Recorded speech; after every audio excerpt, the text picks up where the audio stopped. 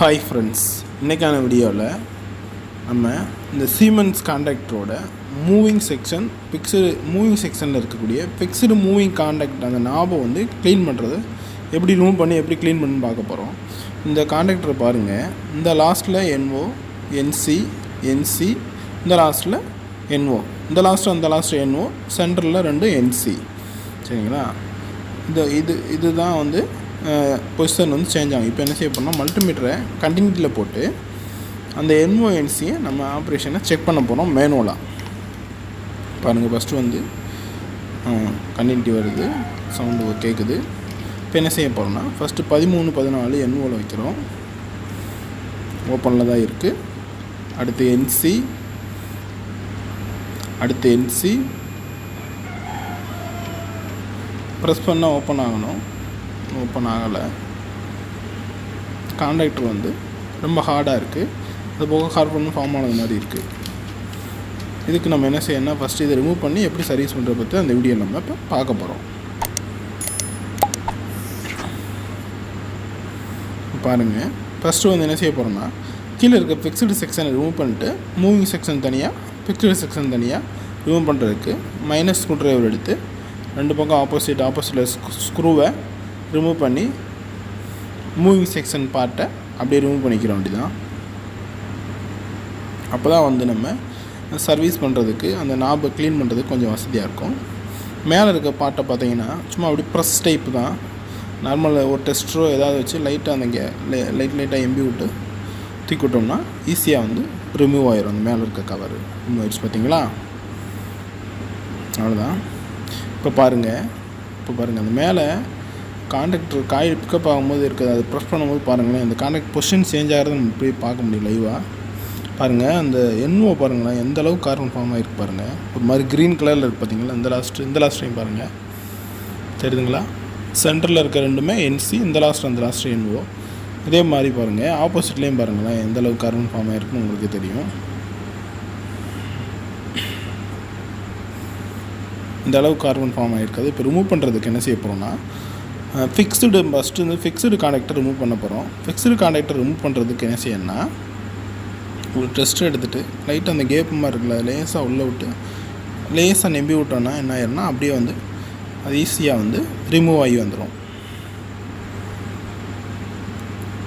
பாருங்கள், வந்துருச்சுங்களா? இது வந்து NC. இந்த கான்டாக்டருக்கும் இந்த கான்டாக்ட் வித்தியாசம் இருக்கும். அதை விட வந்து மேலேருந்து கீழே அப்படியே உள்ளானிக்கு தள்ளினோம்னா ஈஸியாக அதை விட சிம்பிளாக வர்ற மாதிரி இருக்குது. இந்த மெத்தடே வந்து ரொம்ப ஈஸியாக ரிமூவ் பண்ணுற மாதிரி இருக்குது. இந்த கான்டாக்ட்லேயே பாருங்களேன், இந்த NO கான்டாக்டருக்கும் NC கான்டாக்டருக்கும் பார்த்தாலே டிஃப்ரென்ஸ் தெரியுதுங்களா? இப்போ நம்ம ரிமூவ் பண்ணிக்க 2 NO 2 NC கான்டாக்டு, அதே மாதிரி சேம் ஆப்போசிட்லேயும் உள்ளே விட்டு லைட்டாக வெளியே நிற்க தள்ளோன்னா 1 by 1 ஈஸியாக ரிமூவ் ஆகி வந்துடும். NOன்றது நார்மலி ஓப்பனில் இருக்கும், NCன்றது நார்மலி க்ளோஸில் இருக்கும். நம்ம அந்த கான்டாக்டர் காயில் சப்ளை கொடுக்கும்போது கான்டாக்டர் அந்த அயான் கோர் மேலே இருக்க அயான் கோர் ஸ்ப்ரிங் டென்ஷனை விட மேக்னெட் அதிகமாக இருக்க எஃபெக்ட் அதிகமாக இருக்கனால ரிமூவ் ஆகி கீழே அட்ராக்ட் ஆகி பொசிஷன் சேஞ்ச் ஆகும். பாருங்கள் எந்த அளவுக்கு வந்து கார்பன் ஃபார்ம் ஆகிருக்கு பார்த்தீங்களா? இப்போ ஃபிக்ஸ்டு கான்டாக்டர் ரிமூவ் பண்ணியாச்சு. ஃபிக்ஸ்டு கான்டாக்டர் ரிமூவ் பண்ணாது, அடுத்து வந்து மூவிங் செக்ஷனையும் ரிமூவ் பண்ண போகிறோம். மூவிங் செக்ஷனை ரிமூவ் பண்ணுறதுக்கு என்ன செய்யணும்னா பாருங்கள், இதான் மூவிங் செக்ஷனு, தெரியுதுங்களா? சைடில் 2 கார்னர்லையும் ஒரு மாதிரி ஸ்ப்ரிங் மாதிரி கொடுத்து ஒரு ப்ரெஷரில் தான் அந்த மேலே இருக்க மூவிங் அயன் கோர் வந்து நிற்கும். உங்களுக்கே தெரியும், அந்த ஹோல் நேராக வச்சு லைட்டாக ப்ரெஸ் பண்ணி வெளியே லேசாக தள்ளிங்கன்னா அந்த ஸ்ப்ரிங்கும் அந்த அடாப்டரோடு சேர்ந்து வெளியே வந்துடும்.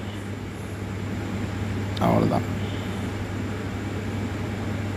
ரொம்ப அழுத்திடாதீங்க, ஏன்னா அது அந்த இடத்துல வந்து சும்மா சின்னதாக ஒரு மேடு மாதிரி கொடுத்துருக்காங்க, ஸ்லாட் மாதிரி. அந்த இடத்துல அது மூலமாக தான் லாக் ஆகிருக்கு. இந்த ஸ்ப்ரிங் எதுக்குன்னா அந்த கீழே இருக்க ஃபிக்ஸ்டு அயன் கோருக்கும் மூவிங் அயன் கோருக்கும் அந்த டிஸ்டன்ஸை வந்து ஸ்ப்ரிங் மூலமாக தான் ஓப்பனில் வச்சுருக்கோம். அவ்வளோதான். 2 ஸ்ப்ரிங் ரிமூவ் பண்ணியாச்சுன்னா அந்த மூவிங் அயன் கோர் பார்ட் வந்து ரிமூவ் ஆகி வந்துடும். அந்த மூவிங் அயன் கோரில் தான் மூவிங் கான்டாக்டர் இருக்கும். இந்த மூவிங் கான்டாக்டர்லாம் பாருங்களேன், நம்ம TC பிராண்ட் ஆல்ரெடி ஒரு கான்டாக்டர் சர்வீஸ் பார்த்து வீடியோ போட்டிருக்கோம். அந்த கான்டாக்டரோட நாபை கம்பேர் பண்ணால் இது சின்ன பிட்டாக ரெண்டு பிட்டை ஜாயின் பண்ணி தான் ஒரு நாப்பாக அரேஞ்ச் பண்ணியிருக்கு.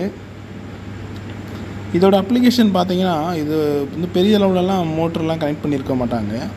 ஏன்னா இதோட காண்டாக்ட் நாபை பார்த்தாலே உங்களுக்கு தெரிஞ்சிருக்கும் ஆல்மோஸ்ட். இப்போ இதை க்ளீன் பண்ணுறதுக்கு ரஃப் மெமரி யூஸ் பண்ணிடக்கூடாது. 800 இல்லைன்னா 1000 எம்எரி யூஸ் பண்ணிக்கோங்க.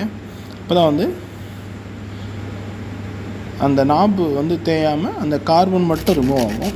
சும்மா லைட்டாக ஜஸ்ட்டு அப்படியே அப்ளை பண்ணிங்க தேய்ச்சிங்கனாலே ஈஸியாக வந்து அந்த கார்பன் வந்து ரிமூவ் ஆயிரும். இல்லை நம்ம என்ன செய்யணும், எலக்ட்ரிக்கல் ஸ்ப்ரே யூஸ் பண்ணியும் நம்ம க்ளீன் பண்ணிக்கலாம். ஸ்ப்ரே யூஸ் பண்ணுற மெத்தடை விட இது லைட்டாக அப்ளை பண்ணி அந்த எம்எல் ஷீட் போடுறது வந்து ரொம்ப சிம்பிள் மெத்தடாக இருக்குது. இப்படி ஒன் பை ஒன்றா இது பாருங்கள், என்சியோட பிக்ஸ்டு காண்டாக்டு. ஃபிக்ஸ்டு காண்டாக்டில் NO நாபும் NC நாபுக்கும் டிஃப்ரென்ஸ் உங்களுக்கு பார்த்தாலே தெரியும். ஏன்னா NOன்றது வந்து நார்மலாக ஓப்பனில் இருக்கும், NC வந்து நார்மலாக க்ளோஸில் இருக்கும். இப்படி ஒன் பை ஒன்றா க்ளீன் பண்ணி எடுத்துக்கிற வேண்டி தான் ஃபிக்ஸ்டு காண்டாக்டை.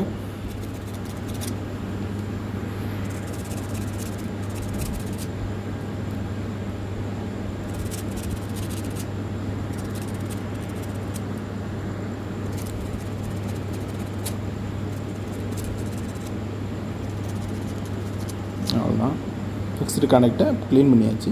இப்போ மூவிங் காண்டாக்ட் செக்ஷனை க்ளீன் பண்ணுறதுக்கு இதான் மூவிங் செக்ஷன் பார்ட்டு. மூவிங் செக்ஷனில் இருக்க சென்டரில் ரெண்டுமே வந்து NC, 2 கார்னர் NO. NCயை வந்து மேலே அந்த நாப்பு இருக்கனால ஈஸியாக வந்து அப்படியே எம்எர் ஷீட்டை யூஸ் பண்ணி ஈஸியாகவே நம்ம க்ளீன் பண்ணிக்கலாம். அதே மாதிரி சேம் ஆப்போசிட் சைடும் அதே மாதிரி எம்எர் ஷீட்டை யூஸ் பண்ணி க்ளீன் பண்ணிவிட்டு இதுமாரி ஜஸ்ட் லைட்டாக அப்ளை பண்ணாலே போதும், ஈஸியாகவே க்ளீன் ஆகிரும். ரொம்ப அப்ளை பண்ணால் அந்த நாப்பு வந்து தேஞ்சு போயிடும். அப்புறம் அது மூலமாக ஆர்க் ஆகிட்டு கொடுக்குற வோல்டேஜ் வந்து அவுட் ஆகாது. இப்போ பாருங்கள், அந்த NO நாப்பை வந்து ஈஸியாக வந்து ரிமூவ் பண்ணிடலாம். லைட்டாக வந்து அந்த ஸ்ப்ரிங் மாதிரி கொடுத்துருப்பாங்க, மேலே லைட்டாக தூக்கி அதை கிராஸ் பண்ணி அப்படி வெளியே வருவோன்னா ஈஸியாக வந்துடும். ஒவ்வொன்றுலேயுமே NOவில் 2 பார்ட் இருக்குது. அந்த மூவிங் காண்டாக்டு பாருங்கள், உங்களுக்கு தெரியும். சும்மா சின்ன ஒரு கம்பி மாதிரி தான் இருக்குது, பார்த்தீங்களா? ஜஸ்ட் லைட்டாக எம்எர் ஷீட்டில் வச்சு தேய்ச்சோன்னா ஈஸியாக போயிடும்.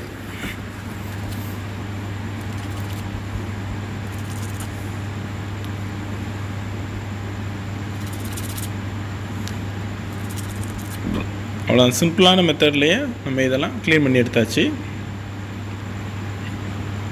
இப்போ இதை அரேஞ்ச் பண்ணுறது வந்து பாருங்கள், லைட்டாக தூக்கிக்கிட்டு உள்ளே வச்சு அந்த ஸ்ப்ரிங் சென்சனுக்கு மேலே இல்லை கொஞ்சம் மேலானைக்கு தூக்கி உள்ளே வச்சு மூவ் பண்ணி கனெக்ட் பண்ணணும். இது கனெக்ட் பண்ணும்போது பார்த்தீங்கன்னா ஒன் சைடு வந்து அவுட்ரு சைடு வந்து ப்ளைனாக இருக்க மாதிரி பார்த்துக்கோங்க. ஆப்போசிட் வந்து லாக் ஆகிற மாதிரி இருக்கும். ரெண்டுது ஒரு செட்டாக இருக்கும், செட்டாக மாட்டுற மாதிரி இருக்கும்.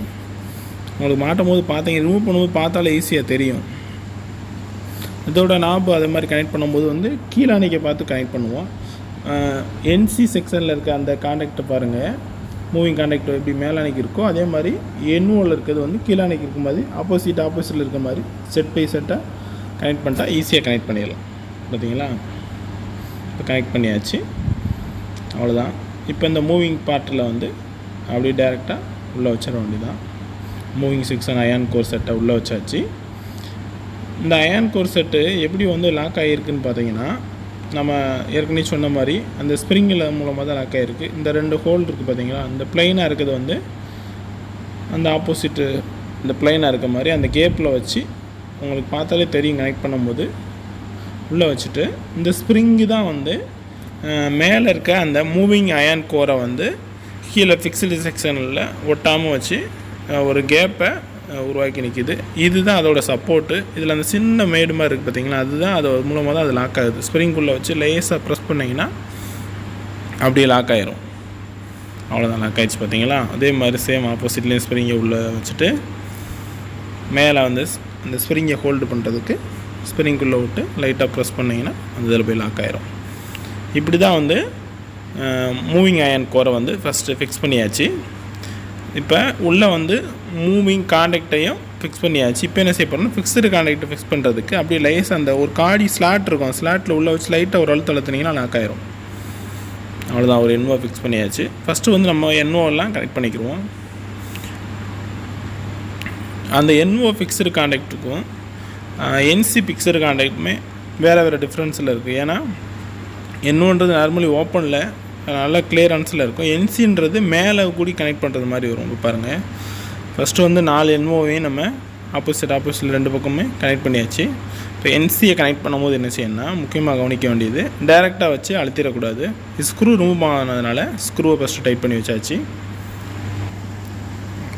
இப்போ ஃபிக்ஸ்டு 4 என்ஓவையும் கனெக்ட் பண்ணியாச்சு. மூவிங்கை கனெக்ட் பண்ணும்போது லைட்டாக ப்ரெஷ் பண்ணிவிட்டு நம்ம வந்து கனெக்ட் பண்ணணும். இப்போ தெரியுதுங்களா, ப்ரெஸ் பண்ணியிருக்குது உள்ளே பாருங்கள், மூவ் ஆகி நிற்கும். ஏன்னா இது வந்து மூவிங் வந்து என்சி வந்து நார்மலாக வந்து ஃபிக்ஸ்டு கனெக்ட் க்ளோஸில் இருக்கணும், அதில் வந்து மேலே இருக்கும். இது உங்களுக்கு அதான் ஃபஸ்ட்டே நான் சொன்னது மாதிரி அந்த என்ஓக்கும் என்சி அந்த ஃபிக்ஸ்டு கனெக்ட்னு டிஃப்ரென்ஸ் உங்களுக்கு தெரியும். அதனால் என்ன செய்யணும்னா, லைட்டாக ப்ரெஷ் பண்ணிவிட்டு அந்த ஸ்லாட்டில் உள்ளே வச்சு லாக் பண்ணுறோம். இந்த ஸ்லாட் பார்த்திங்கன்னா கொஞ்சம் மேலே இருக்கும், உங்களுக்கு பார்த்தாலே தெரியும். உள்ளே வச்சு லைட்டாக அழுத்தினோன்னா உள்ளே போய் லாக் ஆகிக்கிடும். கனெக்ட் பண்ணும்போது வந்து லைட்டாக ப்ரெஸ் பண்ணிவிட்டு அந்த என்சியை மட்டும் நம்ம ஃபிக்ஸ்டு கனெக்டை ஃபிக்ஸ் பண்ணும்போது ஃபிக்ஸ் பண்ணுற மாதிரி இருக்கும்.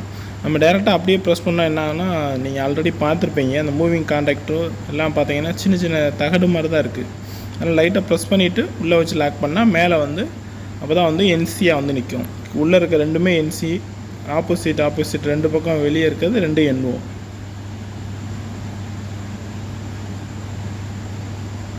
அவ்வளோதான். இது சிம்பிளாகவே நம்ம அந்த டிசி பிராண்ட் கான்டக்டரை க்ளீன் பண்ணுறதை கம்பேர் பண்ணும்போது இது வந்து ரொம்ப சிம்பிளாக இருக்குது. இதோட அப்ளிகேஷன் வந்து அதோட அப்ளிகேஷனை கம்பேர் பண்ணால் அதுக்கேற்றாப்பில் வந்து ரொம்ப லோடு கம்மியான லோடுக்கு தான் இது வந்து யூஸ் பண்ணுற மாதிரி இருக்கும். ஏன்னா இதில் இருக்க அந்த நாப்போட அந்த சைஸ் எல்லாம் பார்த்தீங்கன்னா உங்களுக்கு தெரிஞ்சிருக்கும். அது வந்து நல்லா அடர்த்தியாக திண்ணமாக இருந்தது, நல்லா திக்காக இருந்தது. இது வந்து கொஞ்சம் ரொம்ப நைஸாக இருக்குது. அவ்வளோதான். மேலே இருக்க கவரை க்ளோஸ் பண்ணுறதுக்கு ஸ்க்ரூ எதுவும் சைடில் பட்டிருக்கான்னு பார்த்துட்டு ஜஸ்ட் லைட்டாக அது மேலே வச்சுட்டு ஜஸ்ட் அப்படியே ஒரு லைட்டாக ஒரு ப்ரெஸ் பண்ணிங்கன்னா லாக் ஆயிரும். பார்த்தீங்களா, அவ்வளோதான். இப்போ வந்து மூவிங் செக்ஷனுக்குரிய ஃபிக்ஸ்டு கான்டாக்ட், மூவிங் கான்டாக்டை அந்த அயன் கோர் வரைக்கும் முடிச்சாச்சு. நெக்ஸ்ட்டு வந்து இது ரெண்டையும் க்ளோஸ் பண்ணுறதுக்கு கரெக்டாக அந்த ஸ்க்ரூ செக்ஷனுக்கு நேரம் அந்த A1 A2 ஸ்க்ரூக்கு நேரம் மேலே இருக்க அந்த டாப் இருக்க மாதிரி வச்சு ஒன் சைடு ஃபுல் டைட் பண்ணிடாத அளவுக்கு பாதி டைட் பண்ணிவிட்டு ஆப்போசிட்லேயும் பாதி டைட் பண்ணிட்டு அடுத்து அஸ்யூஸ்வல் 1 by 1 ஃபுல் டைட் பண்ணிட வேண்டியதான். இது சிம்பிளான மெத்தடு தான். கான்டாக்டில் வந்து பார்த்திங்கன்னா மேக்ஸிமம் வந்து நம்ம லோடு கொடுக்கும்போது சின்ன சின்ன ஆர்க்காகி வந்து கார்பன் ஃபார்ம் ஆகி அந்த ஃபங்க்ஷனை வந்து ட்ராப் பண்ணிடும். அதனால் வந்து ஜஸ்ட் இப்படி நம்ம க்ளீன் பண்ணி ஈஸியாக யூஸ் பண்ணி இப்போ மல்டிமீட்டர் கண்ணியில் போட்டு என்சியை செக் பண்ணுறோம். ஃபஸ்ட்டு 2 என்சியில் இருக்குது. அதே மாதிரி என்ஓ ஓப்பனில் தான் இருக்குது, இந்த லாஸ்ட்டும் ஓப்பனில் தான் இருக்குது. இப்போ பாருங்கள், என்ஓவில் வச்சு ரைட்டாக ப்ரெஸ் பண்ணுறோம், க்ளோஸ் ஆகுது. அடுத்து பாருங்கள், என்சியில் வைக்கிறோம், ஓப்பன் ஆகுது. தெரியுதுங்களா? அடுத்து என்சி நார்மலி க்ளோஸ், ப்ரெஸ் பண்ணால் ஓப்பன்.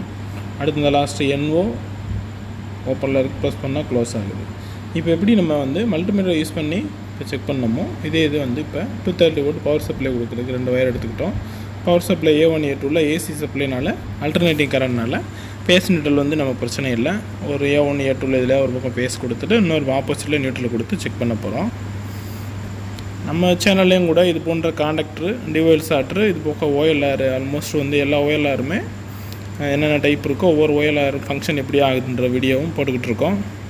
உங்களுக்கு இது போன்ற தகவல் எதுவும் தேவைப்பட்டுச்சுன்னா நம்ம சேனலில் போட்டிருக்க வீடியோவை பார்த்து உங்களுக்கு எந்தளவுக்கு பயனுள்ள இருந்துச்சுன்றதை கமெண்டில் சொல்லுங்கள். இப்போ 2 பக்கமும் A1 A2ல வயரை கனெக்ட் பண்ணியாச்சு. கான்டாக்ட் சப்ளை கொடுக்குறதுக்கு எக்ஸ்டர்னல் பாக்ஸ் எடுத்துக்கிட்டோம். External box right side face supply வருதான்னு ஃபஸ்ட்டு செக் பண்ணிக்கிறோம். டெஸ்ட்டை வச்சு சப்ளை வருது, ஆஃப் பண்ணிவிட்டு பிளாக்கை வந்து நியூட்ரல்லையும் ரெட்டை வந்து ஃபேஸ்லேயும் கொடுக்கணும். ஜஸ்ட் வந்து நம்ம ஐடென்டிஃபிகேஷனுக்காக மட்டும்தான். பாருங்கள், ஆன் பண்ணுறோம். இப்போ தெரியுதுங்களா கான்டாக்டர் எந்தளவுக்கு பிக்கப் ஆகுதுன்னு பாருங்கள். சரிங்களா? இப்போ என்ன செய்ய போகிறோன்னா, ஆனில் வச்சுட்டு நம்ம எப்படி ஆஃபில் வச்சு மல்டிமீட்டரை யூஸ் பண்ணி என்ஓஎன்சியை செக் பண்ணோமோ அதே மாதிரி இப்போ ஆனில் வச்சுட்டு பொசிஷன் மாறி இருக்கான்னு பார்க்கணும். ஃபஸ்ட்டு வந்து மீட்டரோட கண்டிஷன் செக் பண்ணிவிட்டு இந்த லாஸ்ட்டும் என்ஓவில் இருந்துச்சு. இப்போ பாருங்கள் க்ளோஸில் இருக்கும், அந்த லாஸ்ட்டும் க்ளோஸில் இருக்குது. சென்டரில் 2 பக்கம் என்சி ரெண்டும் ஓப்பனில் இருக்குது பாருங்கள். இப்படி தான் வந்து நம்ம மல்டிமீட்டர் யூஸ் பண்ணியும் பவர் சப்ளை கொடுத்து செக் பண்ணிக்கங்க. வீடியோ பிடிச்சிருந்தால் லைக் பண்ணிக்கங்க. அப்படி கூட இருக்க பெல் ஐக்கானே கிளிக் பண்ணுங்கள். அப்போ தான் நம்ம போகிற ஒவ்வொரு வீடியோ உங்களுக்கு நோட்டிஃபிகேஷனாக வந்து சேரும். தேங்க்யூ.